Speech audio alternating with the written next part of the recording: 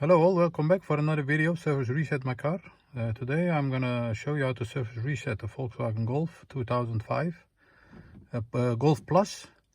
I think it's a bit different than a normal Golf, and today I'm gonna show you how to do it for yourself manually.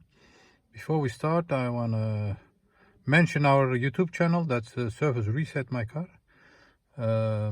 If you enjoy our videos, you can give us a thumbs up and subscribe if you want to help us develop more videos. Okay, let's start.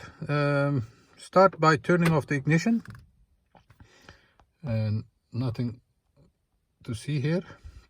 When you turn on the ignition to the second position, or then you see the surface indicator that's flashing over there. Yes, and the problem is we need to get rid of that. And we go back to the first step, and that's turn off the ignition. There are two buttons over here, the 00 button and the other button. We're going to use the 0.0 button over here.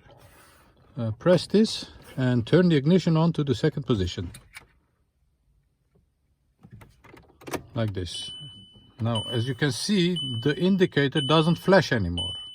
And now we're going to use the left side of this and use the minus button.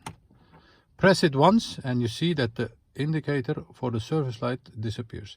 We're going to check it again. No indicator anymore. Once more, turn off the ignition, press 0.0 button, keep pressing that, turn the ignition to the second position. You see the indicator, not flashing. Press the minus button once and the indicator disappears. Okay, if you enjoyed this video, give us a thumbs up and subscribe to our channel if you didn't subscribe yet.